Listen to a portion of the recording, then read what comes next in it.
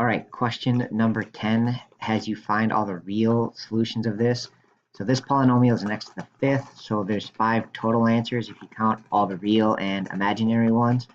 So to find the real ones, again, you just use your calculator. So I'm going to basically type it into the Desmos program here. Right, it's a lot to type. Make sure you type it in correct. Oftentimes, students will make one minor error in here and then you won't get the right answers.